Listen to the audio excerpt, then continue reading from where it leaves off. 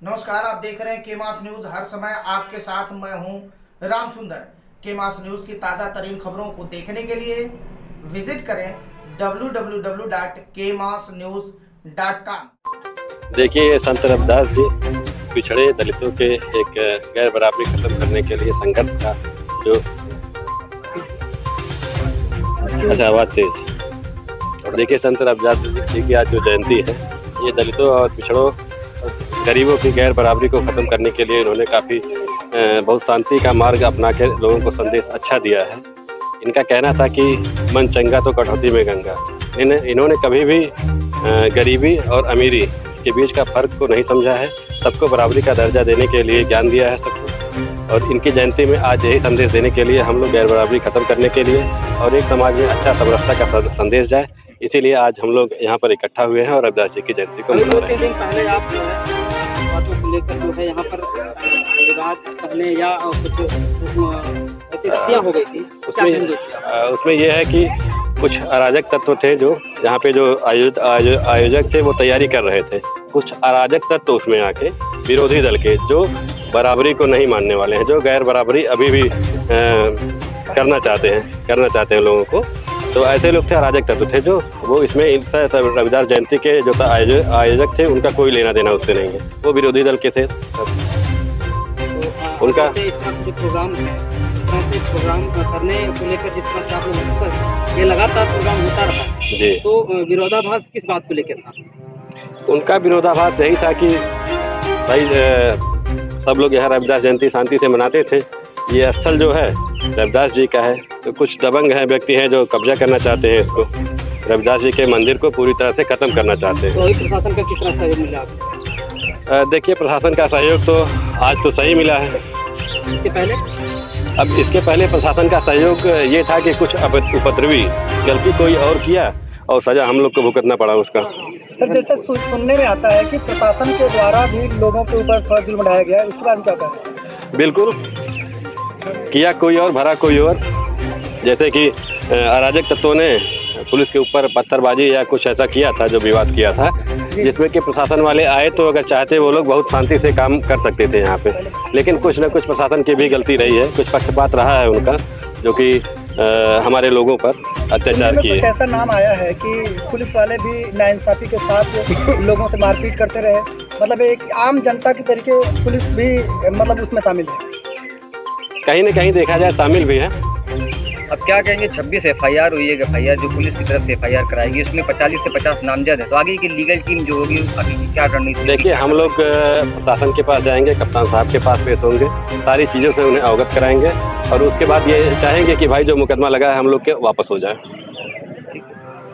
DP Sonkar civil court, मैं DP Sonkar civil court Jaunpur में अधिवक्ता हूँ और यहाँ का क्षेत्रीय निवासी हूँ। जहाँ ये घटना घटा है वहाँ का हम क्षेत्रीय निवासी हैं। अब आज हमको अपार खुशी हो रही है कि हमको जो है मनाने दिया जा रहा है कि रविदास जयंती, जो कि हम 1985 से विगत वर्षों से 1985 से हम लगातार मना रहे हैं। अब बड़े अफसोस के साथ कहना पड़ रहा है कि कुछ उपद्रवी तत्व जो थे वो हमारे इस मतलब जयंती को मनाने के लिए बड़ा जो है और अवरोध उत्पन्न किए। क्या कहेंगे? अब ऐसे लोगों को हम शासन प्रशासन से गुहार लगाएंगे कि जो हमारे ऊपर गलत तथ्यों के आधार पर मुकदमा दर्ज किया गया है उसको हटाया जाए और उपद्रवी लोगों के ऊपर मुकदमा लिखा जाए और उनको हुए हैं और कुछ लोगों के जो अज्ञात हैं उनके ऊपर भी अज्ञात लोगों को वहाँ नाम दिया गया है या पुलिस वाले या प्रशासन लिखा है। देखिए, ऐसे लोगों के लिए आप एक लीगल अधिवक्ता के तौर पर आप क्या कहना चाहेंगे? देखिए, शासन प्रशासन ने हमारे साथ नाइंसाफी किया है। यह जमीन जो है बाबा रविदास जयंती के नाम पर 2 का खसरा में अंकित है। इसका जो है बाकायदे रिकॉर्ड में है। अगर इनको इस बात का एतराज होता तो ये जो है हमको या नगर पंचायत को लीगल नोटिस देते कि जो है यहाँ नहीं रहना चाहिए, तो वो हमारे ऊपर एक्शन ले सकते थे। ये तहसीलदार जितने भी प्रशासनिक और शासन के हैं, ये हम लोगों के खिलाफ जो है न मनाने, मतलब रविदास जयंती न मनाने के उद्देश्य ये षड्यंत्र रचा गया है और जमीन इनकी हड़पने की नीयत से। क्यों? क्योंकि जब ऑलरेडी कानूनन हमारा जो है पड़ताल में यह जमीन बाबा रविदास जी के नाम से अंकित है और वहाँ छप्पड़ में दर्शाया गया है कि रविदास मंदिर जो है 1985 से लगातार हम लोग इस कार्यक्रम को मनाते हुए चले आ रहे हैं। बीच में अब थोड़ा सा हम ही बता रहे हैं, हम लोगों को मतलब न्याय के पक्ष में हमेशा हम लड़ाई लड़ते रहेंगे।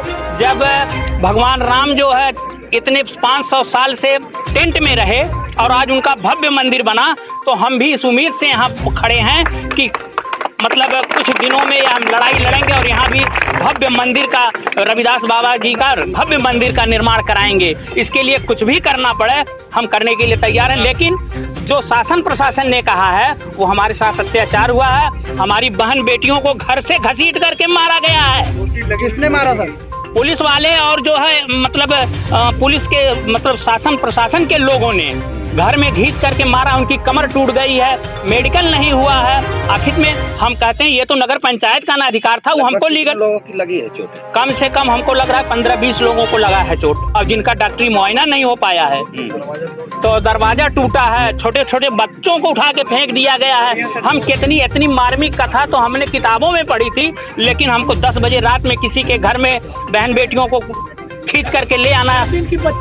और आज हमको अब परखना मत, परखने में कोई अपना नहीं होता, किसी भी आईने में देर तक चेहरा नहीं होता। यह मान करके चलिए कि आप लोग हमेशा ऐसे जुर्म नहीं ढा सकते हैं। अब बाबा साहब